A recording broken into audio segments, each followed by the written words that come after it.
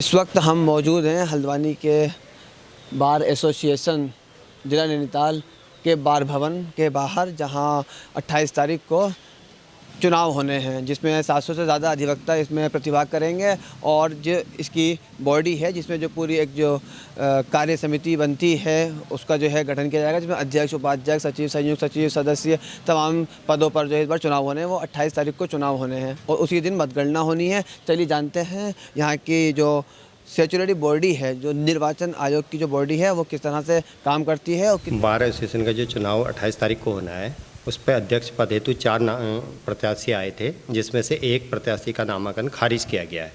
अब 3 प्रत्याशी मैदान पे हैं, मिस्टर बसंत जोशी, भोपाल सिंह बिष्ट और योगेंद्र सिंह चुबाल। 28 फरवरी को चुनाव 9 बजे से शाम 4 बजे तक संपन्न किया जाएगा और उसी दिन मतगणना भी करी जाएगी। हाँ, सभी उसी दिन पूरा कार्य उसी दिन पूर्ण किया जाएगा। सर, आप ये साथ ही बताइए कि ये 3 साल बाद इस बार चुनाव हो रहा है। हाँ, इस बार 3 साल बाद चुनाव हुआ, क्योंकि कोविड-19 की वजह से चुनाव नहीं हो पाया, जो अब चुनाव किया जा रहा है बार एसोसिएशन में। अब उपाध्यक्ष पद में 3 लोग हैं, जितेंद्र सिंह बोरा, प्रकाश चंद्र जोशी और संजय कुमार। ऐसे ही सचिव का जो पद है, उसके लिए भी 3 लोग हैं, जितेंद्र सिंह बिष्ट, मोहन सिंह बिष्ट और विनीत परिहार। ऐसे ही संयुक्त सचिव में श्री हरिओम तिवारी और रविंद्र सिंह बिष्ट। संयुक्त सचिव जो प्रेस एक हमारा पद है, उसमें बसंती बिष्ट और योगेश चंद्र लोहनी। और कोषाध्यक्ष में अतुल पंत और हरेंद्र सिंह रतौला में चुनाव होना है। लेखाधिकारी पद में मनीष गोयल और राजेंद्र प्रसाद पांडे ये प्रतिभाग कर रहे हैं। और जो महिला उपाध्यक्ष है और पुस्तकालय अध्यक्ष है, 2 पद इसमें किसी और ने नहीं किया था, नामांकन नहीं किया था, तो उनका निर्विरोध हो गया सिलेक्शन, जिसमें मीनू चौहान और रजनी पाल है जो महिला उपाध्यक्ष है। इसके अलावा सदस्य सामान्य हैं, जिसमें 4 ही नामांकन प्राप्त हुए थे। चारों नामांकन हमारे सही पाए गए और चारों को में चुनाव नहीं होना है। इसके अलावा एक महिला का पद है सामान्य का, महिला सदस्य का, उनका भी नामांकन एक ही आया था, एक ही पद है, तो उनका भी निर्वाचन हो गया है। इसके अलावा 2 पद ऐसे थे जिसमें अध्यक्ष का और सदस्य सामान्य में, जिनमें राजन सिंह मेहरा अध्यक्ष पद के लिए थे और विनोद कुमार श्रीमाली थे सदस्य के लिए, जिनकी अर्हता पूरी नहीं हो पाने के कारण उनका नामांकन खारिज कर दिया गया है। 20 साल अध्यक्ष के लिए क्या क्राइटेरिया रहता है? 20 साल तक से प्रैक्टिस होनी चाहिए, 20 साल की हमारे यहाँ।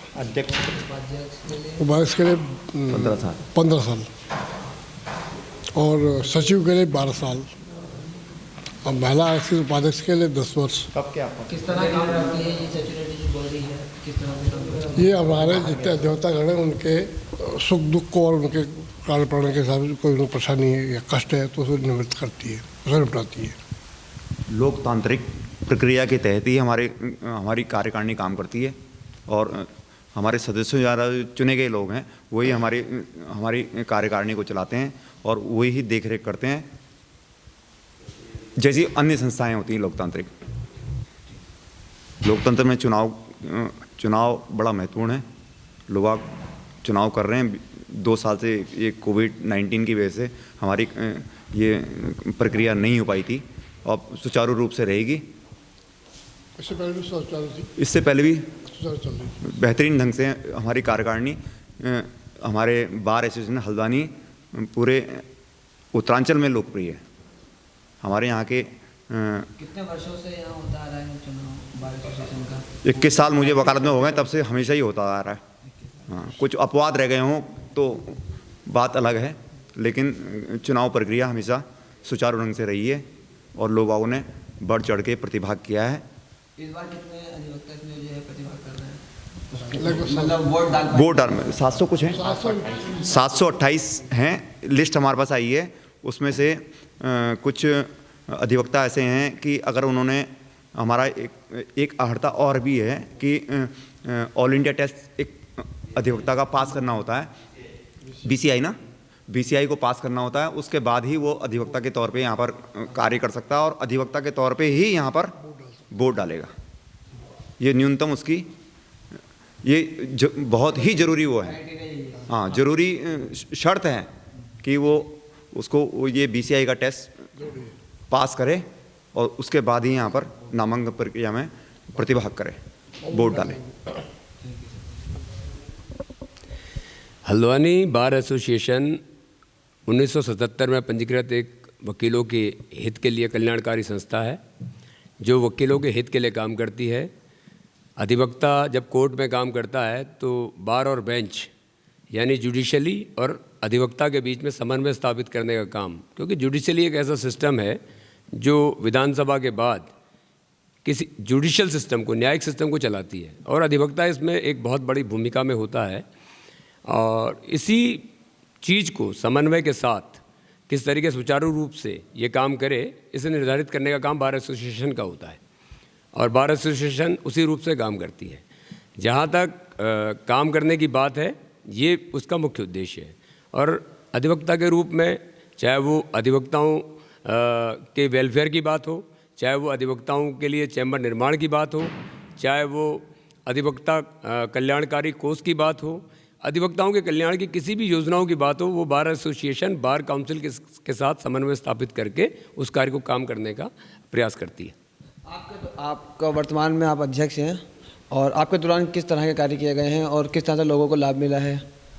आप अभी जिस भवन में हैं, इस लाइब्रेरी का, चाहे ऊपर अभी सभागार बना है, चाहे वो सभागार हो, चाहे यहाँ हमारे बुज़ुर्ग जो हमारे सीनियर अधिवक्ता हैं, सम्मानित अधिवक्ता हैं, उनके बैठने के लिए आराम का स्थान हो, चाहे महिला अधिवक्ताओं के लिए शौचालय का निर्माण हो, उनके लिए अलग एक कॉमन रूम बनाने की बात हो, इस तरह के काम, उसके अलावा अधिवक्ताओं के लिए चैम्बर्स की बात हो, ये सारे काम बार एसोसिएशन के पूर्व में पदाधिकारियों ने और हमने भी इसी काम को किया है, और आगे भी जो भी संस्था के पदाधिकारी बनेंगे वो इसी तरीके के काम करेंगे, और ये सौभाग्य हमें मिला कि इस तरह के काम करने में हम कामयाब हो पाए। अध्यक्ष, सचिव, अनेक तरह के यहाँ पर पद हैं, उन सब की क्या क्या जो है काम रहते हैं? एक संस्था में जो अध्यक्ष का काम है, सचिव का काम है, उपाध्यक्ष का काम है, एक कार्यकारिणी है, और कार्यकारिणी दिशा निर्देशन तैयार करती है, कार्य योजना तैयार करती है। उसके बाद हमारे यहाँ आम सभा होती है, आम सभा में उन योजनाओं को प्रस्ताव के जरिए पास कराया जाता है, और वकीलों के, अधिवक्ताओं के वेलफेयर के लिए काम किया जाता है। और चुनाव को लेकर के सभी में काफ़ी उत्साह है, और 700 से ज़्यादा अधिवक्ता इसमें जो है प्रतिभाग करने वाले हैं, और 28 तारीख को ये चुनाव संपन्न होगा, उसी दिन इसकी मतगणना होगी। लगातार हम आपको बार एसोसिएशन से जुड़ी खबरें आपको दिखाते रहेंगे, आप तक पहुंचाते रहेंगे। तब तक आप देखते रहिए JJN न्यूज़।